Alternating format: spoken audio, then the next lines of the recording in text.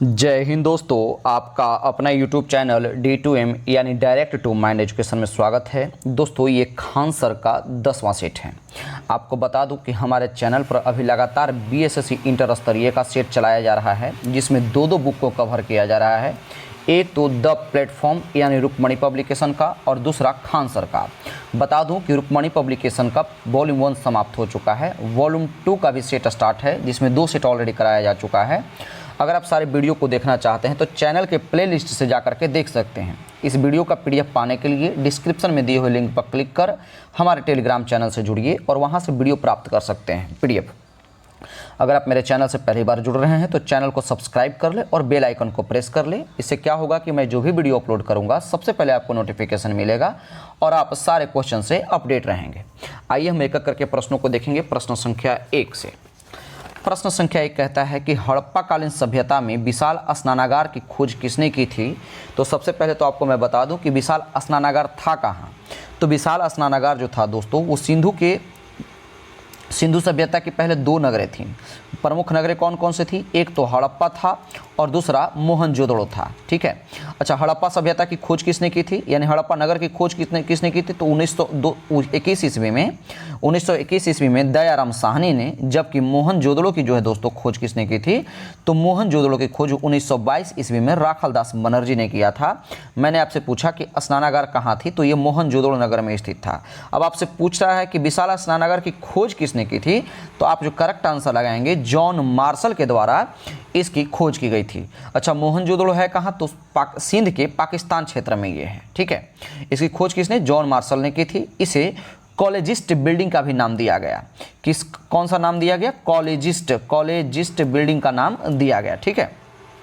मैंने आपको पिछले सेट में बताया था कि मोहनजोदड़ो का शाब्दिक अर्थ क्या होता है। तो मोहनजोदड़ो का शाब्दिक अर्थ मृतकों का टीला अथवा मुर्दों का नगर होता है। तो इसका करेक्ट आंसर हो जाएगा ऑप्शन नंबर 4। अगला प्रश्न देखिए क्या कहता है। कहता है कि अजातशत्रु के कार्यकाल में किस बौद्ध संगीति का आयोजन किया गया था। तो मैं आपको बता दूं कि अजातशत्रु के कार्यकाल में दोस्तों ऑप्शन नंबर 1 प्रथम बौद्ध संगीति का आयोजन किया गया था। ये प्रमुख रूप से बौद्ध संगीति का चार बौद्ध संगीतियाँ हुई थी। वैसे तो 5 भी हुए थे, 6 हुए थे, लेकिन आपको 4 प्रमुख रूप से ध्यान में रखना है। तो आपको ध्यान में रखेंगे पहली किसके टाइम में हुआ था। तो 583 ईस्वी में जो है दोस्तों, सॉरी माफ़ कीजिएगा, 483 इस BC में पहला हुआ था, जो कि राजगृह में हुआ था। कहाँ हुआ था? राजगृह में हुआ था। इसके अध्यक्ष कौन थे? महाकश्यप थे। शासनकाल किसका था? तो अजातशत्रु का। ठीक है। द्वितीय कब हुआ था? तो द्वितीय ठीक 383 BC में हुआ था। इस समय इसकी अध्यक्षता किसने की थी? तो सब्बा कामी ने। और इसका जो शासनकाल था उस समय कालाशोक ने की थी। तीसरी की बात कर लें तो तीसरे जो हुआ था वो 283 ईस्वी BC में हुआ था, या आप समझ लीजिए कि ये 283 BC में हुआ था। ठीक है। इस जो कहाँ हुआ था, ये पाटलिपुत्रा में हुआ था। दूसरा वैशाली, तीसरा पाटलिपुत्रा में। इसकी अध्यक्षता किसने किया था? तो मोगलीपुत्तिस ने किया था। जबकि सब शासक किसका था? तो अशोक का शासन था। चौथी की बात कर लें तो चौथा कुंडलवन में हुआ था वसुमित्र की अध्यक्षता में, और शासनकाल किसका था? कनिष्क का था। पांचवा कनौज ने इसकी जो है कनौज में हुआ था, जो कि कनिष्क के ही टाइम में हुआ था। तो उम्मीद करते हैं कि आपको क्लियर हो गया होगा। एक बार फिर से स्थान देख लीजिए। प्रथम राजगृह, द्वितीय वैशाली, तीसरा पाटलिपुत्र और चौथा कहाँ पे? कुंडलवन में। तो इसका जो करेक्ट आंसर हो जाएगा ऑप्शन नंबर 1। अगला प्रश्न देखिए क्या कहता है। अगला प्रश्न कहता है दोस्तों कि हड़प की नीति सर्वप्रथम किस रियासत पर लागू की गई थी। तो हड़प की नीति जो है दोस्तों सबसे पहले ऑप्शन नंबर 3 सतारा में लागू किया गया था, जबकि सबसे अंत में अवध को मिलाया गया था। अच्छा, ये हड़प की नीति शुरुआत किसने की थी? तो हड़प की नीति की जो शुरुआत है दोस्तों वो लॉर्ड डलहौजी ने शुरू किया था। किसने? लॉर्ड डलहौजी ने शुरू किया था, जिसे आप डॉक्ट्रिन ऑफ लैप्स के भी नाम से जानते हैं। क्या कहते हैं इसको आप? डॉक्ट्रिन ऑफ लैप्स के भी नाम से इसे जाना जाता है। ध्यान में रखेंगे। इनका जो शासनकाल था वो 1848 से लेकर के 1856 के बीच में रहा था। तो इसका करेक्ट आंसर हो जाएगा दोस्तों ऑप्शन नंबर 3। अगला प्रश्न देखिए क्या कहता है। कहता है कि स्वतंत्रता संघर्ष के दौरान प्रसिद्ध समाचार पत्र केसरी के संस्थापक कौन थे। सही आंसर लगाएंगे दोस्तों 4 का। प्रसिद्ध समाचार पत्र केसरी के जो संस्थापक थे। एक मराठी भाषा में जो समाचार पत्र था जिसके प्रमुख संपादक कौन थे? लोकमान्य तिलक। ऑप्शन नंबर 2 इसका करेक्ट आंसर होगा। लोकमान्य तिलक के अन्य अखबार में जो था वो मराठा भी था। क्या था? मराठा था। और मराठा का जो प्रकाशन था वो किस भाषा में हुआ था, किस लैंग्वेज में होता था? तो इंग्लिश में, अंग्रेजी में ये इसका प्रकाशन होता था। तो इसका करेक्ट आंसर हो जाएगा ऑप्शन नंबर 2। अगला प्रश्न देखिए क्या कहता है। कहता है कि कांग्रेस के नरम दल और गरम दल की समझौता किस सम्मेलन में हुआ था? ये सब वीवीआई क्वेश्चन है, आप भूलेंगे नहीं। तो मैं आपको बता दूं कि 1916 के में हुए लखनऊ के कांग्रेस अधिवेशन में नरम दल और गरम दल के बीच में समझौता हुआ था। किसमें? लखनऊ के कांग्रेस अधिवेशन में। ठीक है, वे फिर से एक हो गए थे। कांग्रेस और मुस्लिम लीग में भी समझौता इसी अधिवेशन में हुआ था। कांग्रेस और मुस्लिम लीग के बीच में समझौता इसी लीग में हुआ था, जिसे आप लखनऊ समझौता के नाम से जानते हैं। तो इसका करेक्ट आंसर हो जाएगा ऑप्शन नंबर 2। अगला प्रश्न देखिए क्या कहते हैं। कहता है कि किस ब्रिटिश गवर्नर जनरल ने देश में सती प्रथा का निर्मूलन किया? तो मैं आपको बता दूं कि लॉर्ड विलियम बेंटिंग ने, यानी ऑप्शन नंबर 3, 1828 से 1835 तक इनका शासनकाल रहा था। ठीक है, ये भारत के प्रथम गवर्नर जनरल थे। ये कौन थे? भारत के प्रथम गवर्नर जनरल थे। इन्होंने 1829 ईस्वी में राजा राम मोहन राय के सहायता से सती प्रथा पर जो है प्रतिबंध लगा दिया था। साथ ही साथ इन्होंने, यानी लॉर्ड विलियम बेंटिंग ने भारत में सामाजिक सुधार, शैक्षणिक सुधार, वित्तीय सुधार तथा सरकारी सेवा में सुधार के लिए अनेक प्रयास किए थे। तो इसका करेक्ट आंसर क्या हो जाएगा? Option number 3। अगला प्रश्न देखिए क्या कहता है। कहता है कि अवध में किसानों का नेतृत्व किसने किया? ये अवध में पूछ रहा है। तो मैं आपको बता दूं कि अवध में किसानों का नेतृत्व जो है बाबा रामचंद्र ने किया था। उन्होंने फिजी द्वीप में जाकर के, कहाँ? फिजी द्वीप में जाकर के जो है दोस्तों एक मजदूर की तरह कार्य किया। बाद में जवाहरलाल नेहरू और अन्य सदस्यों के साथ मिलकर के 1920 ईस्वी में, कब? 1920 ईस्वी में जो है अवध में किसानों का नेतृत्व किया था। ऐसा नहीं है, ये तो किसान आंदोलन एक और हुआ था जिसको आप अखिल भारतीय किसान सभा का तो आपने नाम सुना होगा। ठीक है, ये जो किसानों का नेतृत्व हुआ था 1920 ईस्वी में हुआ था। एक था अखिल भारतीय किसान सभा। इसकी स्थापना कब हुई थी? तो इसकी स्थापना नोट कर लीजिए, इंपॉर्टेंट, एकदम इंपॉर्टेंट फैक्ट है, छपेगा एग्जाम में। तो अखिल भारतीय किसान सभा की स्थापना 11 अप्रैल, कब? 11 अप्रैल 1986 ईस्वी को हुई थी। कब हुई थी? 1936 ईस्वी को, माफ कीजिएगा, 1936 ईस्वी को लखनऊ में हुआ था। इसका जो है गठन किसने किया था? तो इसका मुझे आप आंसर कमेंट बॉक्स में देंगे। एक था बिहार किसान सभा। कौन था? एक नोट कर लीजिएगा, एक था बिहार किसान सभा। इसकी जो स्थापना हुई थी 1923 ईस्वी में हुई थी। किसके द्वारा? तो स्वामी सहजानंद सरस्वती के द्वारा। उम्मीद करते हैं कि आपको समझ में आ गया होगा। तो इसका करेक्ट आंसर हो जाएगा ऑप्शन नंबर 3। अगला प्रश्न देखिए क्या कहता है। कहता है कि जापान में रक्तहीन क्रांति या मोइजी पुनः स्थापना किस वर्ष में हुआ था? तो आपको, आप ध्यान से सुनेंगे, जापान में, हाँ, क्या मैंने कहा? जापान में रक्तहीन क्रांति व मोइजी पुनर्स्थापना जो वर्ष है वो 1868, यानी ऑप्शन नंबर 2 है, ईस्वी में हुआ, जिससे सम्राट का शासन पुनः स्थापित हुआ। इस क्रांति से जापान के एदो काल का अंत किया और मोइजू काल का आरंभ हुआ था। तो इसका करेक्ट आंसर हो जाएगा ऑप्शन नंबर 2। अगला प्रश्न देखिए क्या कहता है। कहता है कि भारत में पुर्तगालियों का पहला गवर्नर कौन था? तो भारत में पुर्तगालियों का पहला गवर्नर डी अल्मीडा, यानी ऑप्शन नंबर 2, 1505 ईस्वी में जो है दोस्तों में बनाया गया था। किसको? डी अल्मीडा को। उसकी नीतियों को जो है, एक इन्होंने पॉलिसी चलाई थी जिसके पॉलिसी का नाम क्या था? Blue water policy. क्या नाम था? नोट कर लीजिएगा, तो ब्लू वाटर पॉलिसी। ठीक है, क्योंकि उनका मुख्य उद्देश्य क्या था? हिंद महासागर का नियंत्रण करना। तो इसका करेक्ट आंसर क्या हो जाएगा? Option number 2। अगला प्रश्न है, कहता है कि वित्त आयोग क्या करता है? तो वित्त आयोग जो है दोस्तों, ऑप्शन नंबर 4, केंद्र और राज्यों के बीच संसाधनों का बंटवारा का निर्णय लेता है। अच्छा, वित्त आयोग का चर्चा किस अनुच्छेद में किया गया है? तो अनुच्छेद 280 में। अगला प्रश्न देखिए क्या कहता है। कहता है कि निम्नलिखित में से कौन सा भारतीय संविधान की विशेषता नहीं है? तो मैं आपको बता दूं, इसमें तो ऑप्शन, इसका करेक्ट आंसर हो जाएगा ऑप्शन नंबर 3। फिर भी आप ध्यान में सुनेंगे, भारतीय संविधान की प्रतिबद्ध न्यायपालिका विशेषता जो है दोस्तों, यानी प्रतिबद्ध न्यायपालिका विशेषता नहीं है। भारत संविधान का हस्तलिखित संविधान है। कैसा है? हस्तलिखित संविधान है, जिसे 26 नवंबर 1949 को जो है दोस्तों वो लागू किया गया था। तो इसका करेक्ट आंसर हो जाएगा ऑप्शन नंबर 3। अगला प्रश्न देखिए क्या कहता है। अगला प्रश्न है क्वेश्चन नंबर 12। 12वां प्रश्न कहता है कि संविधान सभा के किस नेता ने संवैधानिक उपचारों के अधिकारों को भारतीय संविधान का हृदय और आत्मा कहा?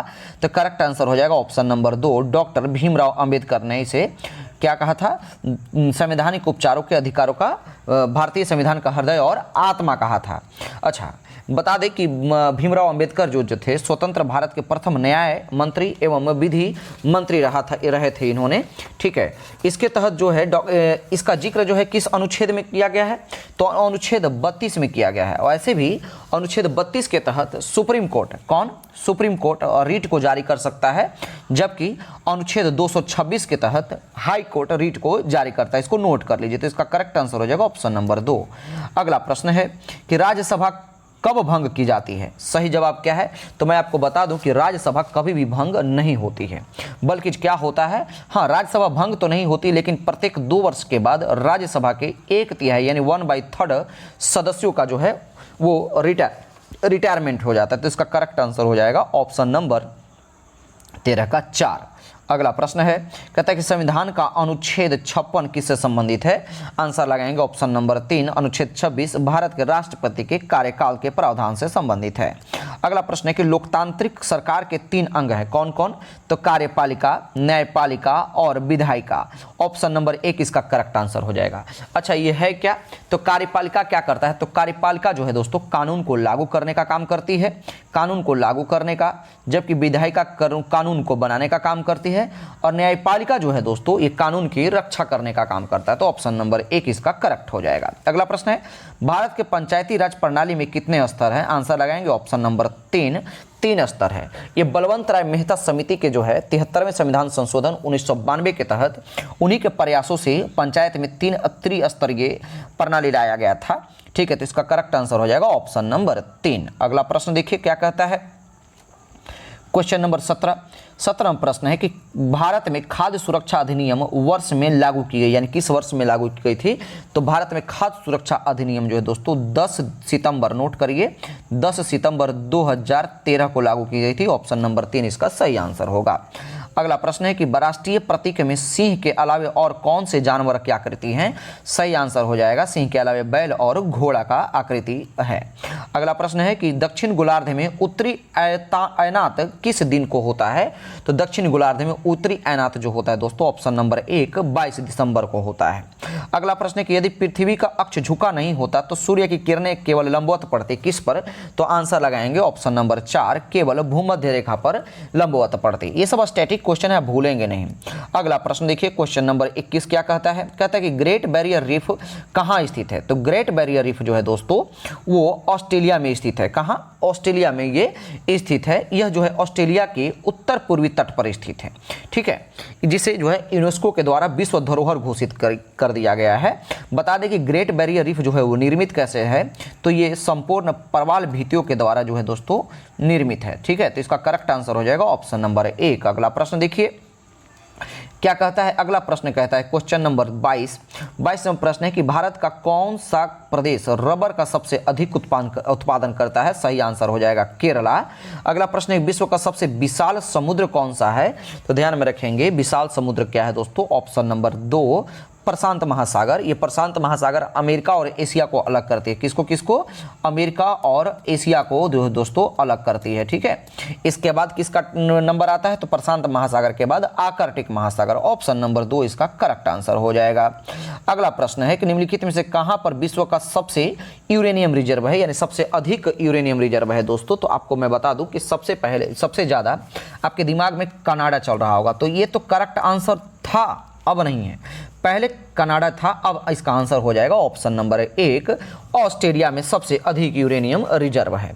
अगला प्रश्न देखिए क्वेश्चन नंबर 25 क्या कहता है? कहता है दक्षिणी गोलार्ध में व्यापारिक पवनों को बहने की दिशा क्या है? तो बता दें कि दक्षिणी गोलार्ध में व्यापारिक पवनें उत्तर पश्चिम से दक्षिण पूर्व की ओर बहती है, यानी ऑप्शन नंबर 4 इसका करेक्ट आंसर हो जाएगा। जबकि उत्तरी गोलार्ध में यही हवाएं उत्तर पूर्व से दक्षिण पश्चिम की ओर बहने लगती है, ठीक है। तो इसका करेक्ट आंसर हो जाएगा ऑप्शन नंबर 4। अगला प्रश्न है निम्नलिखित में से कौन सा शहर गोदावरी नदी के किनारे स्थित नहीं है? तो मैं आपको बता दूं कि गोदावरी नदी के किनारे जो है कौन कौन सा शहर स्थित है। तो नासिक है, नांदेड़ है, ठीक है, निजामाबाद है, और एक और है रजामुंदरी। कौन सा? रजामुंदरी। तो इसमें से आंसर आपका क्या निकल करके आता है? ऑप्शन नंबर 2 नक्सारी जो है दोस्तों ये गोदावरी नदी के तट पर स्थित नहीं है। अगला प्रश्न देखेंगे, ऑप्शन नंबर 2 इसका करेक्ट आंसर हो जाएगा। अगला प्रश्न है कि भारत में निम्नलिखित में से किस रेडियोधर्मी धातु का विश्व का सबसे बड़ा भंडार मौजूद है? सही आंसर हो जाएगा थोरियम। इसकी खोज कब की गई थी? तो थोरियम की खोज 1828 ईस्वी में हुई थी, ठीक है। जबकि संसार में जो है मोनोसाइट का सबसे बड़ा उत्पादन भारत के केरला में किया जाता है। एक है मोनोसाइट, ठीक है। तो इसका करेक्ट आंसर हो जाएगा ऑप्शन नंबर 4। अगला प्रश्न देखिए क्या कहता है। कहता है कि भारत का सबसे अधिक लीची का उत्पादक राज्य कौन सा है? आंसर लगाएंगे शाही लीची के लिए फेमस है कौन सा? Option number 1 Bihar. इसे अभी हाल ही में जीआई टैग प्राप्त हुआ है। अगला प्रश्न है कि जनगणना किसी नदी घाटी के चौड़ा होने का कारण क्या है? तो इसका आंसर हो जाएगा ऑप्शन नंबर 2 पार्श्विक अपरदन, जिसको आप भूक्षरण भी कहते हैं। इसके वजह से नदी घाटियां जो होती है वो चौड़ी हो जाती है। अगला प्रश्न है, कहता है कि जनगणना 2011 के अनुसार सबसे अधिक घनत्व किसका था? यानी जनसंख्या घनत्व के बारे में पूछ रहा है। तो सबसे अधिक जनसंख्या घनत्व ऑप्शन नंबर 4 दिल्ली का था। कितना? 11,320 व्यक्ति पर वर्ग किलोमीटर, ठीक है, प्रति किलोमीटर। जबकि सबसे कम आपसे पूछ दे तो अरुणाचल प्रदेश का। किसका सबसे कम किसका है दोस्तों? अरुणाचल प्रदेश का। कितना? तो अरुणाचल प्रदेश का जो है दोस्तों वो कितना है? मात्र 17 व्यक्ति प्रति किलोमीटर, ठीक है। तो इसका करेक्ट आंसर हो जाएगा ऑप्शन नंबर 4। अगला प्रश्न है, जीएसटी का कानून लागू करने वाला पहला राज्य कौन है? तो सही आंसर हो जाएगा ऑप्शन नंबर 3 असम में। भारत में जीएसटी कब लागू हुआ? तो भारत में जीएसटी 1 जुलाई 2017 को लागू हुआ था। इस चीज को ध्यान में रखिएगा। अगला प्रश्न है कि भारत में दार्शनिक मुद्रा प्रणाली किस वर्ष शुरू की गई थी? सही आंसर हो जाएगा ऑप्शन नंबर 3 1957 में। अच्छा, ये दार्शनिक मुद्रा प्रणाली होता क्या है जरा सा सोच लीजिए। तो यह एक ऐसी मुद्रा है जिसमें विभिन्न मानों की मुद्राएं किसी मानक एकक सापेक्ष 10 गुनी और दशमांशों में होती है। तो इसका करेक्ट आंसर हो जाएगा ऑप्शन नंबर 3। अगला प्रश्न क्या है? कर्नाटक में संगीत में अलापना हिंदुस्तानी शास्त्रीय संगीत के समान होता है, यानी किस था? तो आंसर लगाएंगे 33 का ऑप्शन नंबर 3 आलाप को ही हम अलापना कहते हैं। अगला प्रश्न देखिए क्या कहता है। कहता है कि अधिकारों का आदर्शवादी सिद्धांत मनुष्य के किस सिद्धांत पर बल देता है? तो 34 का सही आंसर हो जाएगा ऑप्शन नंबर 4 नैतिक विकास पर यह बल देता है। अगला प्रश्न है क्वेश्चन नंबर 35 क्या कहता है देख लीजिए। 35वां प्रश्न है कि अंतर्राष्ट्रीय योग दिवस कब मनाया जाता है? आंसर लगाएंगे ऑप्शन नंबर 4 21 जून को। बिरजू महाराज किसके लिए प्रसिद्ध प्रतिपादक थे? आंसर लगाएंगे कथक के लिए। इनका जो पूरा नाम क्या था? तो पंडित बृजमोहन मिश्र। क्या नाम था इनका? पंडित बृजमोहन मिश्र इनका पूरा नाम था। सही आंसर हो जाएगा ऑप्शन नंबर 1। अगला प्रश्न देखिए क्या कहता है। कहता है कि जीवों की आकृति एवं संरचना के अध्ययन को क्या कहते हैं? आंसर लगाएंगे अकारिकी, जिसको इंग्लिश में आप मॉर्फोलॉजी कहते हैं। क्या कहते हैं दोस्तों? मॉर्फोलॉजी। इसका करेक्ट आंसर हो जाएगा ऑप्शन नंबर 2। अगला प्रश्न है, एक कोशिकीय यूकेरियोटिक सूक्ष्मजीव को दिया गया नाम क्या है बताइए? तो इसका सही आंसर हो जाएगा प्रोटिस्टा। क्या हो जाएगा? प्रोटिस्टा। अगला प्रश्न देखिए क्या कहता है। कहता है कि भोजन का पाचन सामान्य रूप से कहाँ होता है? तो भोजन का पाचन सामान्य रूप से होता है छोटी आंत में। ये सब स्टैटिक और बिल्कुल इजी क्वेश्चन है। उम्मीद करते हैं कि सब सारे क्वेश्चन आप जानते भी होंगे, लेकिन रिवीजन कर लीजिए। ऐसा तो हिम्मत नहीं है कि आप इसमें 85 क्वेश्चन हैं तो आप 85 में 85 सही कर देंगे, इसलिए क्वेश्चन को देखना बहुत ही जरूरी बन जाता है। अगला प्रश्न है कि उभयचरों में श्वसन की विधि का क्या होती है? तो उभयचर जो होते हैं, जिसको आप एम्फीबियन कहते हैं, वो मुख से, त्वचा से और फुफ्फुस यानी तीनों से ये सांस लेते हैं। करेक्ट आंसर हो जाएगा ऑप्शन नंबर 4। अगला प्रश्न है, रक्त समूह प्रणाली की खोज किसने की थी? आंसर लगाएंगे 41 का 1900 ईस्वी में। कब है? 1900 ईस्वी में रक्त समूह की खोज ऑस्ट्रिया के चिकित्सक कार्ल लैंडस्टीनर ने की थी। ठीक है, इन्होंने ए बी और ओ रक्त समूह की खोज की, जिसके लिए 1930 ईस्वी में इन्हें चिकित्सा के क्षेत्र में नोबेल पुरस्कार से भी नवाजा गया था। तो इसका करेक्ट आंसर हो जाएगा ऑप्शन नंबर 4। अगला प्रश्न है, निम्न में से कौन सा अंग मनुष्य के मादा प्रजनन से संबंधित है? संबंधित नहीं है, माफ कीजिएगा, आज नहीं, मुझे भी नहीं दिखाई दिया। ठीक है, तो मादा प्रजनन अंग से कौन संबंधित नहीं है? तो आंसर लगाएंगे 42 का ऑप्शन नंबर 3 शुक्रवाहिका जो है दोस्तों, ये मादा प्रजनन से नहीं बल्कि ये नर प्रजनन तंत्र में पाया जाता है। शुक्रवाहिका क्या होता है? तो शुक्रवाहिका का शुक्राणुओं के लिए बनी एक वाहिका है। ठीक है, अगला प्रश्न देखिए क्या कहता है। कहता है कि श्वसन तंत्र से संबंधित विभिन्न रोग किस प्रकार के प्रदूषण के कारण बनते हैं? आंसर लगाएंगे 43 का ऑप्शन नंबर 1, ये वायु प्रदूषण के कारण बनते हैं। अगला प्रश्न है कि पेनिसिलिन के जैव प्रतिरोधी गुणधर्मों को खोज किसने की थी? तो पेनिसिलिन की खोज याद करने का पहले ट्रिक सुनिए, प फ, ठीक है, प से पेनिसिलिन, फ से फ्लेमिंग के द्वारा, ऑप्शन नंबर 3 इसका करेक्ट आंसर हो जाएगा, अलेक्जेंडर फ्लेमिंग। अगला प्रश्न है, कहता है कि जड़ की कोशिका में उपस्थित लवक क्या कहलाते हैं? तो पहले तो आप आंसर आंख बंद करके सबसे पहले क्रॉस कट करिए, क्लोरोप्लास्ट नहीं होगा, तो आंसर इसका क्या हो जाएगा दोस्तों? 45 का आंसर लगाएंगे ल्यूकोप्लास्ट। ये क्या होता है? रंगहीन होता है। ठीक है, इसमें कोई लवक नहीं होता है, तो इसका करेक्ट आंसर हो जाएगा ऑप्शन नंबर 2, यानी जड़ की कोशिका में उपस्थिति लवक को हम क्या कहते हैं? ल्यूकोप्लास्ट कहते हैं। अगला प्रश्न कि मछली से प्राप्त कॉड यकृत तेल इसमें समृद्ध होता है किसमें? तो 46 का करेक्ट आंसर लगाएंगे ऑप्शन नंबर 2, यानी ए और डी विटामिन दोनों उपस्थित होता है। अगला प्रश्न है, कहता है कि आहार श्रृंखला में मौजूद मेढक, टिड्डा, घास और सांप में यदि घास प्रथम पोषी है तो तृतीय पोषी कौन सा होगा? जो जिसको खाएगा, तो पहले घास को कौन खाएगा? तो घास को खाएगा टिड्डा, टिड्डा को कौन खाएगा? मेढक, मेढक को खाएगा सांप। तो 1 नंबर पे घास, 2 नंबर पे टिड्डा, 3 नंबर पे मेढक और 4 नंबर पे क्या हो जाएगा? सांप हो जाएगा। तो आपसे पूछ रहा है कि तृतीय पोषी कौन है? तो आंसर लगाएंगे ऑप्शन नंबर 3 मेढक। 47 का सही आंसर हो जाएगा, सॉरी ऑप्शन नंबर 1, माफ कीजिएगा। अगला प्रश्न क्या कहता है? कहता है कि दूध की सघनता मापने के लिए प्रयुक्त एक उपकरण कौन सा है? मैंने कई बार बताया कि जहां लैक्टोमीटर दिखाई दे वहीं पर आंसर लगाएंगे, तो 48 का करेक्ट आंसर लगाएंगे लैक्टोमीटर। अच्छा, एक ग्लैक्टोमीटर का भी काम होता है, तो ग्लैक्टोमीटर का उपयोग किसके लिए किया जाता है? तो लैक्टोमीटर से तो दूध की सघनता को मापा जाता है, जबकि लैक्टोमीटर का प्रयोग दूध के घनत्व को मापने के लिए किया जाता है। चीज को ध्यान में रखेंगे, सही आंसर हो जाएगा ऑप्शन नंबर 2। अगला प्रश्न क्या कहता है देख लीजिए, क्वेश्चन नंबर 49 कहता है दोस्तों कि एक वस्तु का सीधी रेखा में 40 मीटर प्रति सेकंड के वेग से चलते हुए त्वरण 4 मीटर पर सेकंड स्क्वायर से बढ़ जाता है, तो उस वस्तु को 10 सेकंड में के बाद गति क्या होगी? आप फॉर्मूला जानते हैं, क्या जानते हैं? v = में u प्लस में at, बस पुट कर दीजिए, बात बन जाएगी। v u कितना है? 40 दे रखा है, a का मान कितना है? 4 दिया हुआ है और t दिया हुआ है 10, तो 10 चौके 40 और 40 80, यानी ऑप्शन नंबर 4 यानी 80 मीटर प्रति सेकंड इसका करेक्ट आंसर हो जाएगा। अगला प्रश्न है कि डैश का प्रयोग यानी किसका प्रयोग हवा के बल और वेग को मापने में किया जाता है? आंसर लगाएंगे एनीमोमीटर। ठीक है, क्या हो जाएगा? एनीमोमीटर। अगला प्रश्न है 50 के बाद 51 नंबर प्रश्न क्या है? कहता है कि यदि किसी वस्तु का वेग 2 गुना कर दिया जाए तो उसका गतिज ऊर्जा क्या होता है? तो काइनेटिक एनर्जी यानी गतिज ऊर्जा का फॉर्मूला क्या जानते हैं आप? Half mv²। ठीक है, हाफ mv²। अब वेग को दुगना कर दिया जाए, तो जैसे वेग को दुगना करेंगे तो ये कितना हो जाएगा? ये तो 4 हो जाएगा, तो कितना हो बढ़ गया? ये 4 गुना हो जाती है, ऑप्शन नंबर 2 सही हो जाएगा। अगला प्रश्न क्या कहता है? मानव के लिए श्रव्य आवृत्ति प्रास क्या है? आंसर 4 हो जाएगा, 20 से 20,000 हर्ट्ज। अगला प्रश्न कि गहरे सागर में गोताखोर इसलिए विशिष्ट सूट पहनते हैं कि ऑप्शन नंबर 1 समुद्र के उच्च दाब से बच जाएं। ठीक है, अगला प्रश्न देखिएगा, कहता है कि प्रकाश वर्ष किसकी इकाई है? ये सब स्टैटिक क्वेश्चन है, आप भूलेंगे नहीं। तो प्रकाश वर्ष जो है दोस्तों ऑप्शन नंबर 2 ये दूरी का इकाई है। अगला प्रश्न, प्रकाश के कणों से मिल करके क्या बनता है? ये मैंने क्वेश्चन पिछले सेट में करवाया है, आप देख सकते हैं।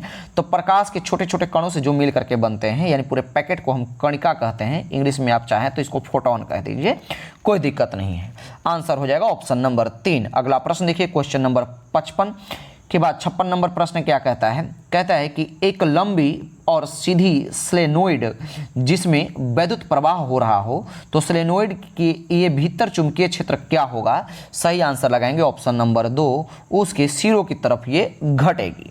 अगला प्रश्न देखें, क्वेश्चन नंबर 57, सही विकल्प का चयन कीजिए। जैसे ऑक्सीजन का संबंध जलाने से है, तो कार्बन डाइऑक्साइड का संबंध किससे है? तो इसका संबंध जो है दोस्तों ये आग बुझाने में समर्थन करता है, ऑप्शन नंबर 3 इसका करेक्ट आंसर हो जाएगा। अगला प्रश्न है कि सहसंयोजक अणु का एक उदाहरण है कौन सा? तो सहसंयोजक अणु का जो उदाहरण है ऑप्शन नंबर 3 कार्बन टेट्राक्लोराइड। मैं आपको बता दूं कि सहसंयोजी आबंध वह रासायनिक आबंध है जिसमें परमाणुओं के बीच इलेक्ट्रॉन युग्मों का सहभाजन होता है। ठीक है, तो इसका सही आंसर हो जाएगा ऑप्शन नंबर 3। अगला प्रश्न देखिए, क्वेश्चन नंबर 59 क्या कहता है? 59 नंबर प्रश्न है कि एक परमाणु यानी एक परमाणु के नाभिक या न्यूक्लियस में क्या क्या होते हैं? तो परमाणु के नाभिक में P प्लस में यानी प्रोटॉन प्लस में न्यूट्रॉन होते हैं। आंसर हो जाएगा ऑप्शन नंबर 3। अगला प्रश्न क्या कहता है देख लीजिए, कहता है कि 60 नंबर कहते हैं निम्नलिखित में से कौन सा विकल्प अक्रिय गैस नहीं है? तो आप जानते हैं हीना, नीना और करीना, जेनॉन, रेडॉन, बस इतना ही है ना। 1 2 3 4 5 6 बचता क्या है? इसमें क्लोरीन क्या कर रहा है? ऑप्शन नंबर 4 करेक्ट आंसर लगाएंगे। क्लोरीन इसमें अक्रिय गैस नहीं है। अगला प्रश्न है कि निम्नलिखित में से कौन सा सामान्य नमक का स्रोत है? तो सामान्य नमक का स्रोत मुझे भी नहीं पता है, लेकिन आपके पास दिमाग है। क्या दिमाग है भाई? तो आप आइसोहेलाइन का नाम सुने हैं ना। हम आपको तरीका बता रहे हैं कि एग्जाम कैसे करेक्ट करना है, रटने की बात नहीं। मैंने आपको पहले ही बता दिया, रटना नहीं है। आप आइसोहेलाइन का नाम सुने हैं ना। आइसोहेलाइन होता क्या है? वो होता है कि जहाँ पे समान लवणों वाली जगहों को मिलाया जाता है। तो लवण के लिए हेलाइन शब्द का प्रयोग किया गया है, तो इसमें हैलाइट वर्ड दिया गया है। लवण किस में? तो NaCl कहाँ से मिलता है? समुद्र में। और समुद्र में क्या मिलता है? लवण। आंसर लगाएंगे ना ऑप्शन नंबर 2 हैलाइट। अगला प्रश्न है गैमेक्सिन, DDT और ब्लीचिंग पाउडर का महत्वपूर्ण यौगिक है कौन सा? तो क्लोरीन लगाइए। अगर गैमेक्सिन और DDT नहीं समझ में आता है तो ब्लीचिंग पाउडर का फॉर्मूला आपको याद है क्या? हाँ याद है, CaOCl2। आपको मैंने इसका ट्रिक बताया था याद करने के लिए, काओकल्टो। क्या है? काओकल्टो। तो इसमें Cl दिख रहा है ना, तो आंसर लगाएंगे ऑप्शन नंबर 1 क्लोरीन। अगला प्रश्न देखिए, क्वेश्चन नंबर नेक्स्ट है दोस्तों, क्वेश्चन नंबर 73 क्या कहता है? 63 के नंबर प्रश्न है। कहता है कि मोमबत्ती का जलना निम्नलिखित में से किस परिवर्तन का उदाहरण है? आंसर लगाएंगे भौतिक और रासायनिक दोनों परिवर्तन का ये उदाहरण है। अगला प्रश्न है कि गैल्वेनाइजेशन का मतलब इस्पात पर किसकी पतली परत के साथ आवरण किया जाता है? तो इस पर जो है जस्ता के पतली परत चढ़ाई जाती है। अगला प्रश्न है कि ब्यूटेन तथा आइसोब्यूटेन क्या है? तो ब्यूटेन तथा जो दो आइसोब्यूटेन क्या है दोस्तों? ऑप्शन नंबर 2 ये समावयव है। अच्छा, समावयव क्या होता है इसके बारे में जान लीजिए। तो समावयव जो है कुछ ऐसे यौगिक भी हैं जिनके संगठन, अणुभार और अणु के अवयव एक होते हैं, फिर भी उनके गुणों में भिन्नता पाई जाती है। तो ऐसे विशिष्टता यौगिकों की समावयवी कही जाती है। ठीक है, यानी कि आप इसको समावयवता भी कह सकते हैं। तो इसका करेक्ट आंसर क्या हो जाएगा? Option number 2। अगला प्रश्न है कि संक्षेपण यानी जिसको कंडेंसेशन पॉलीमर का उदाहरण कौन सा है? तो 66 का सही आंसर लगाएंगे कि टेरिलिन। ऑप्शन नंबर 2 टेरिलिन एक सिंथेटिक पॉलिस्टर फाइबर है जो एथिलीन ग्लाइकोल और टेरेफैथेलिक एसिड को पॉलीमराइज करके उत्पादित किया जाता है, जो कि पेट्रोलियम से प्राप्त होता है। तो इसका करेक्ट आंसर हो जाएगा ऑप्शन नंबर 2। अगला प्रश्न है कि बंकिम चंद्र चटर्जी को के आनंद मठ में किस विद्रोह का उल्लेख किया गया है? 67 का आंसर लगाएंगे ऑप्शन नंबर 1 सन्यासी विद्रोह का उल्लेख किया गया है। अगला प्रश्न है कि मगध विश्वविद्यालय कहाँ स्थित है? तो मगध विश्वविद्यालय बोध गया में स्थित है। ऑप्शन नंबर 2 करेक्ट आंसर हो जाएगा। अगला प्रश्न है कि महाराष्ट्र के किस जिले में भारत का पहला कार्बन तटस्थ गांव का विकास हो रहा है? आंसर लगाएंगे ऑप्शन नंबर 4 थाने में। अगला प्रश्न देखेंगे, क्वेश्चन नंबर 70 क्या कहता है दोस्तों? 70 नंबर प्रश्न है कि राष्ट्रपति द्रौपदी को देश के सर्वोच्च नागरिक पुरस्कार grand order of the chain of yellow star से सम्मानित किया गया है। यह किस देश का सर्वोच्च नागरिक पुरस्कार है? तो 70 का करेक्ट आंसर लगाएंगे, ये सूरीनाम का राष्ट्रीय पुरस्कार है। ऑप्शन नंबर 2 इसका सही आंसर हो जाएगा। अगला प्रश्न है दोस्तों, क्वेश्चन नंबर 71 क्या कहता है? देखिए, ये आप क्वेश्चन देख करके नहीं भाग जाइएगा, ये बहुत ही अच्छा क्वेश्चन है, इंपॉर्टेंट क्वेश्चन, इसको आप नोट कर लीजिए। कहता है कि निम्नलिखित में से अंतर्राष्ट्रीय मानवतावादी संगठन स्थापना के लिए स्विट्जरलैंड व्यवसायी जीन हेनरी ड्यूनेट क्या है? जीन हेनरी ड्यूनेट मुख्य प्रेरक थे किसके? आंसर लगाएंगे ऑप्शन नंबर 1, अंतर्राष्ट्रीय रेड क्रॉस के ये संस्थापक थे, इन्होंने ही बनाया था। ठीक है, तो हेनरी ड्यूनोट के आप बारे में ध्यान रखेंगे। अच्छा, इसका इन्होंने कब इस समिति की स्थापना की थी? तो इस समिति की जो है अंतर्राष्ट्रीय रेड क्रॉस समिति की स्थापना 1863 ईस्वी में हुई थी, ध्यान में रखेंगे। इसका मुख्यालय कहाँ है? तो इसका मुख्यालय है दोस्तों स्विट्जरलैंड के जेनेवा में। ठीक है, अच्छा ये तो ठीक है। रेड क्रॉस दिवस मनाया कब जाता है? तो 8 मई को ही जो है दोस्तों, 8 मई नोट कर लीजिए, 8 मई को हेनरी ड्यूनोट के जन्म दिवस पर जो है दोस्तों इसे पूरे विश्व में मनाया जाता है। तो इसका सही आंसर हो जाएगा ऑप्शन नंबर 1। अगला प्रश्न है, कहता है कि निम्नलिखित में से कौन सी जनजाति भगोरिया उत्सव मनाती है? आंसर लगाएंगे ऑप्शन नंबर 3, भील जनजाति। ये जो है सबसे अधिक मध्य प्रदेश में पाई जाने वाली जनजाति है। अगला प्रश्न है कि प्रधानमंत्री उज्ज्वला योजना इनमें से किससे संबंधित है? आंसर लगाएंगे एलपीजी गैस से ये संबंधित है, 73 का। अगला प्रश्न है कि आईसीसी पुरुष क्रिकेट विश्व कप 2019 का आयोजन कहाँ हुआ था? तो 74 का करेक्ट आंसर लगाएंगे दोस्तों ऑप्शन नंबर 1, यूनाइटेड किंगडम में। जबकि 2023 का जो है पूरा का पूरा मैच पहली बार ऐसा हुआ था जो कि एक ही देश में आयोजित किया गया था, वो कहां था? भारत में आयोजित किया गया था। तो इसका सही आंसर हो जाएगा ऑप्शन नंबर 1। अगला प्रश्न देखिए, क्वेश्चन नंबर 75, कहता है कि कर्नाटक में स्थित कैगा किसके लिए प्रसिद्ध है? आंसर लगाएंगे ऑप्शन नंबर 2, ये नाभिकीय संयंत्र के लिए प्रसिद्ध है। अगला प्रश्न है कि संसद के 2 क्रमिक सत्रों के बीच अधिकतम कितने अंतराल होता है? कितना अंतराल होता है? मैक्सिमम 6 महीना। अगला प्रश्न है कि भारत में मयूर सिंहासन को कौन लेकर के गया था?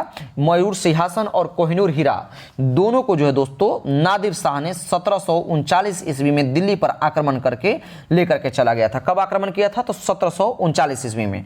तो इसका करेक्ट आंसर हो जाएगा ऑप्शन नंबर 1। अगला प्रश्न है, कहता है निम्नलिखित में से किसे वर्ष 2019 के लिए कला, अभिनय और रंगमंच के क्षेत्र में पद्म विभूषण से सम्मानित किया गया? 78 का सही आंसर लगाएंगे ऑप्शन नंबर 4, 2019 में बलवंत मोरेश्वर पुरेंद्रे को। ठीक है, अगला प्रश्न कि इनमें से कौन सा ब्रह्मपुत्र नदी का उद्गम स्थल है? तो आपको मैं बता दूं कि ब्रह्मपुत्र नदी का उद्गम स्थल है ऑप्शन नंबर 3, ये मानसरोवर से निकलती है और जाकर के फिर बंगाल के खाड़ी में गिर जाती है। अच्छा, निकलती तो मानसरोवर से है, तो तिब्बत से होते हुए गुजरती है। तो तिब्बत में इसको किस नाम से जाना जाता है? तो ध्यान में रखेंगे, बहुत इंपॉर्टेंट फैक्ट है। तिब्बत में इसको हम सांगबो के नाम से जानते हैं। ठीक है, तिब्बत में सांगपो के नाम से, अरुणाचल प्रदेश में जो है दोस्तों देहांग के नाम से, जबकि बांग्लादेश में जो है दोस्तों असम में ये निकलती है सांगपो के नाम से, अरुणाचल प्रदेश में देहांग बनती है और असम में जाकर के ये ब्रह्मपुत्र कहलाती है, और फिर बांग्लादेश में जो है दोस्तों ये जमुना बन जाती है। कमाल की बात है कि किसी का एक नाम नसीब नहीं होता है। ई महाशय का जो है दोस्तों इनका 4 नाम है। तो इसका करेक्ट आंसर क्या हो जाएगा? Option number 3। अगला प्रश्न देखिए क्या कहलाता है, राष्ट्रपति और उपराष्ट्रपति दोनों की अनुपस्थिति में भारत के राष्ट्रपति का कार्यभार कौन संभालता है? आंसर लगाएंगे 80 का ऑप्शन नंबर 1, भारत के मुख्य न्यायाधीश। अगला प्रश्न है कि प्रसिद्ध यात्री और लेखक मोहम्मद इब्न बतूता किस देश से संबंधित है जिन्होंने 14वीं शताब्दी में भारत सहित कई देशों में यात्रा की थी? तो ये मोरक्को से संबंधित है। ये कब आए थे भारत में? तो 1333 ईस्वी में। इसको नोट कर लीजिएगा। तो इसका करेक्ट आंसर क्या हो जाएगा? Option number 4। अगला प्रश्न है, कहता है कि निम्नलिखित में से किस कार्यक्रम से पहले गांधी इरविन समझौता पर हस्ताक्षर किया था? तो 82 का करेक्ट आंसर लगाएंगे दोस्तों ऑप्शन नंबर 3, द्वितीय गोलमेज सम्मेलन से पहले जो है गांधी इरविन समझौता पर हस्ताक्षर किए गए थे। अगला प्रश्न है क्वेश्चन नंबर 83, अंतर्राष्ट्रीय श्रम संगठन जिसको आप ILO कहते हैं यानी इंटरनेशनल लेबर ऑर्गेनाइजेशन की स्थापना किस वर्ष हुई थी? आंसर लगाएंगे इसकी स्थापना 1919 ईस्वी में हुई थी। अच्छा, इसका हेडक्वार्टर कहाँ है? तो इसका हेडक्वार्टर जेनेवा यानी स्विट्जरलैंड के जेनेवा में है। अच्छा, इसके जो है इसमें टोटल कितने सदस्य हैं अभी वर्तमान में? तो टोटल 187 सदस्य हैं, जबकि वर्तमान में इसके महानिदेशक कौन है? तो गाई राइडर। नोट करिए कौन है? गाई राइडर। इसका करेक्ट करेक्ट आंसर हो जाएगा। तो इसका सही ऑप्शन नंबर 3। अगला प्रश्न देखिए क्या कहता है। 84 नंबर प्रश्न है कि निम्नलिखित में से किसने भारत का 3 चरण वाला नाभिकीय शक्ति कार्यक्रम तैयार किया था। आंसर लगाएंगे होमी जहांगीर भाभा, ऑप्शन नंबर 3 सही होगा।